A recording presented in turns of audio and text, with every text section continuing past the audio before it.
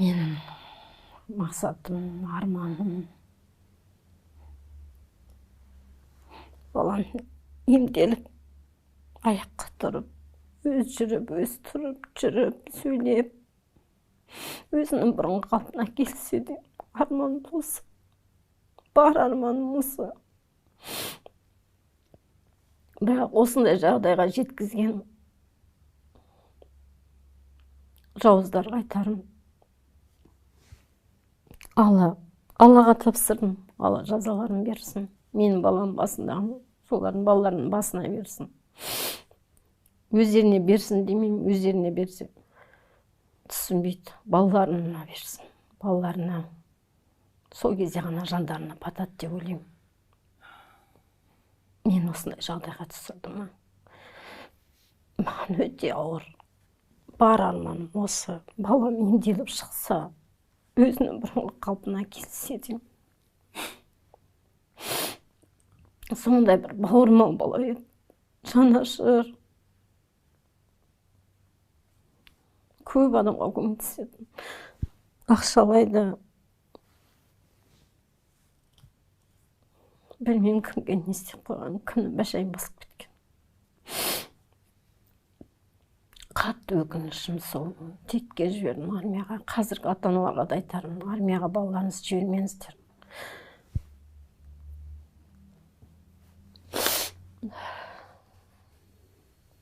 Ем-дом шараларына қаржы жиналу керек па? Жиналу керек, қаражат жеткіліксіз. Қанша қаражат? Енді Түркиямен хабарласып неткен кезде айтқандары 30-35 деді ғой. Миллион теңгеге жуықтайды. Ол айына сатып тұрды. Айына, бір айға. Бір айға лечениесі. Біз осы Алматы қаласына келеміз. Бізге квартира алып береді. 5 күн жаңа квартирада тұрамыз.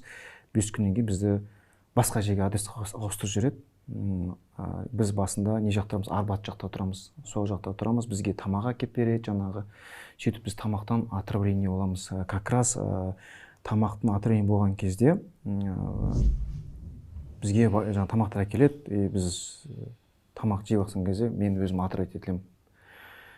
Как раз мен сол келген кезде мен журналистер шақыра бастадым ғой. Сол осы нені көтеріп жаңағы Инга Иманбаеваға хабарласып, осыны сөйлесіп неткен кезде алады да мені бізге тамақ әкеп, жаңағы мен тамақты мен жеймін, ана кісілер жемейді, тойып тұрмыз қойшы деп. Бір қасықтан ауыз тереді, соның өзінде ішіміз ауырып. Сол жеген күні, ойшым, мен төсекте жатып қалам, бір апта ғой, тұра алмай қалам. Прям жатып қаламда ешқандай қимыл да жоқ, не жүре алмаймын. Температурам көтеріледі, дірілдеп, жаңағындай, все уже мен де ойладым, уже өлетін шығамын уже деп. Жаңа тамақтан кейін. Сөйтіп жаңа не істейміз, скорый шақырамыз. Бірақ военный врач наурыз келіп система салып береді. Система қойып жүреді. Келіп. Бірақ ол вообще сол біз келгеннен бастап біз 2 күн тұрдық, 2 күннен кейін 3-ші күн отравление жасады. Еш сол жаңағы врач келмейтін. Что-то последний келіп кетті да жаңағы. Енді бізден де ойлаймын, қуандық та енді жай медик қой деп жаңағы система салады, бірақ көмектеспейді система. Сөйтеміз де жаңағы давайте скорый шақырайық деп жаңағы скорый шақырады. В общем жаңағы скорыймен барамыз, в общем мен жүре алмаймын, уже әлсіреп қалғам. Бірақ анализдің бәрі жақсы. Сосын ол енді ол өзі кіріп жүр ғой, жаңа мен неге жатқызып тастайды, жаңағы өзі жүгіріп жүр анализден бәрін. Может тоже келісіп алған шығар деп ойлаймыз да, білмейміз ғой. Анализді алып келеді, бәрі жақсы анализде, ешқандай не жоқ. Бірақ менің жағдайым жаман болып тұр енді. Сосын система аламын, не аламын, в общем болмайды. Сосын бір күні жатырым, тамақ та ішпеймін уже. Ешқандай тамақ да өтпейді, не де өтпейді. В общем, терлеймін, температура дірілдеймін, в общем. Сөйтеміз де жаңағы әжем келеді, айтады, мә сен сүт ішші дейді, мен айтамын. Енді ештеме, даже су ішуге де менде не күш жоқ. Бір апта болып аш болып жаттым. Сүт іш дейді, мен айтамын, ішпеймін жаңағы. Енді интернеттен қарап отыр, не болды, қай жеріміз ауырып жатыр жаңағы, мынаны іш, ананы іш деп жаңағы. Ой, сүт ішкен кезде жаңағы уже адам несі нете бастайды, уже организмі жаңағы қабылдамайды, жаңағы нетіп жіберемін жаңағы құсып жіберемін де жаңағы құсқаннан кейін кішкене анау неге келіп қаламын өзім. Күш аха. И сөйтемін де кішкене бір 20 минутта жүрдім де қайтадан құлап қаламын. Қуандым да, кішкене күш жинадым ғой, терезені алдым, ауа жұтайыншы деп жаңағы барамын ғой, қайтадан әлсіреп қаламын. Қайтадан құлаймын. Бұл енді әдейі жасалған деп ойлап отырсыз ба? Сөйтіп өзіміз ойлап отырмыз да. Өйткені біз сол тамақты ішпей жаңағы ужин ғана келеді өзі негізі холодильникке жинап жинап қойғанбыз. қойдық қатарына содан кейін. Сосын бір күні жаңағы машинаның ішіне әкелді да, біз балаға айтпасам да. Сосын жаңағы не істейміз, сестрам тұрады да, жаңағы алма келеді, мен алма жейші деп жаңағы. Енді интернеттен қуып жатыр, осындай ауырған кезде алма жесең жаңағы жағдай күшті болады деп. Тұрамын да жарайды деймін де, жаңағы алманы тістеп, бір тістедім де, шайнап жұтқаннан кейін тағы да несіп жүремін, құсқан кезде аузыма жап-жасыл нелер шығады ғой, жаңағы зеленый цвет жап-жасыл болып. Соны неткеннен кейін, құсқаннан кейін, алманы жегеннен кейін өтірік айтпай қойын, аяққа тұрып, жағдайыма келіп, уже екінші күні больница барған кезде жаңағы наурыз көреді, мә аяғым тұрып кеттім бе, не істедің, қалай істедің деген сияқты сұрақтар қоя бастайды. Енді ешқандай аңғармады да, жақсы бәрі осынысы күшті болды ғой деп жаңа. Сөйтеміз де бізді алады да айтады, сендерді біз басқа квартираға ауыстырамыз дейді. Жаңағы Арбат жақтан бізді алады да ЖК Акварель дегенді білетін шығарсыздар да, АДК-ның артындағы. Сол ЖК-ға ауыстырады. Ол ЖК-ға кірген кезде ол дәди ауыстырылған ғой, кодпен. Немен ауысады? Есік кілтпен емес, кодпен ашылатын есік. Ол кодты жаңағы военный ғана біледі, хозяйка біледі, үшінші адам біз. Договорға отырған жаңа военлар өздері ғой, бірінші жаңа код военныйға келеді, военлар бізге жібереді. Сөйтіп біз не істейміз, Инга ханым алады да не жібереді, пресс-конференцияның ссылкасын жібереді осындай күні, 30 күні не болады, 30 күні жаңағы жарайлайды, 31 күні пресс-конференция болады дейді. Сол күні түнде бізге келеді, түнде адамдар келеді. Сағат 11:30 кезінде біреу кодты тереді. Как раз енді біз өзіміз таңертең тұрамыз, Ербаянға барамыз, сол таңертеңнен кешке дейін сол больницада жүреміз. Шаршап келеміз де үйге ұйықтаймыз ғой. Сөйтіп жаңағы жатқам, как раз сестрам уже ұйықтап қалады. Мен жатырмын жаңағы телефонда. Біреу есікті жаңағы кодты тереді. Жаңағы паролін даусын кезде жаңағы шиқылы тың деп. Мен түсінбей қалдым да жаңағы галзоктан барып қараймын, қарасам 3 адам тұр. Бір-бірімен сырласақ да, мына жақта біреу есіктің жанына бүйтіп тұр алған, біреу жаңағы теріп жатыр. Гражданский формада болған ғой, классический формада. Біреу сөйтіп қалай деп, ана жақтағы айтып жатыр уже. Осындай деп. Екінші терет дұрыс емес пароль. Енді ойладым, қазір сен кіретін болса, енді бірінші действие уже олармен төлесесің ғой, сөйлеспейсің ғой, не үшін кірген? Может, қазір саған келіп бір нәрсе істеп тастаса, бірінші удар олар жасайтын деймін да. И уже дайын тұрамын ғой, өзім негізі тоже тренермін, жаңағы. Сөйтіп тұрамын да, уже дайын болым қазір, үшінші неткенде ашылатын болса, уже сразу төлесу керек.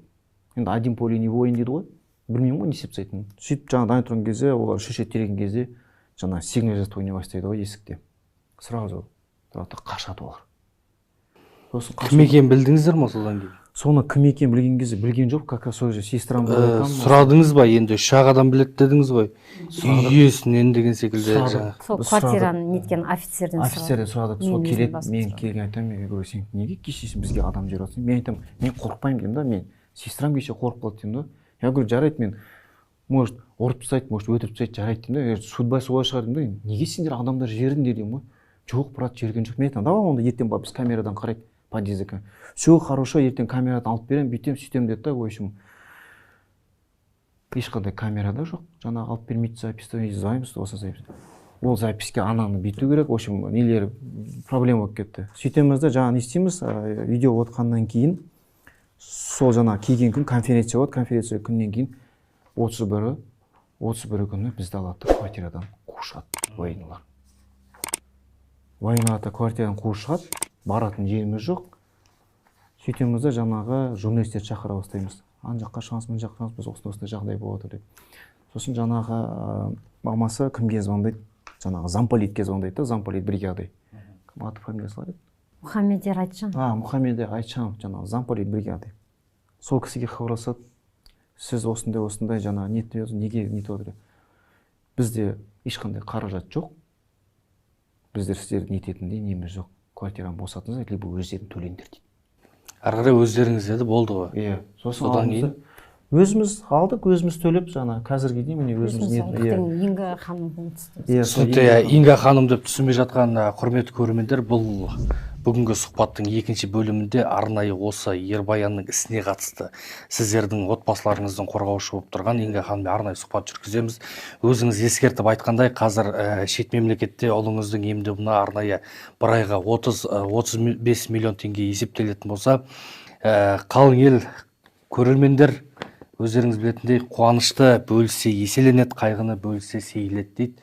Мінекей осындай әскерге 12 мүшесі сау ұлын жіберіп, арнайы дәл қазір Жетай жансақтау бөлімінде мінекей жатыр. Өздеріңіз көріп тұрсыздар, ата-анасы қайғыдан қан жұтып отыр, ұлының болашағына алаңдаулы. Бауырмашыл Ербаянның болашағы әрине бір Алланың қолында дегенмен соған септік ететіндей сіз бен біз мінекей экраннан сіздерге көрсетіп қоямыз. Арнайы анасының реквизиттарын барлығын қалың ел болып осы Ербаянның аяғынан нық тұрып кетуіне, елдің ортасына, халықтың ортасына, сіздердің орталарыңызға оңалып келуіне тілекшімін. Аман болыңыздар.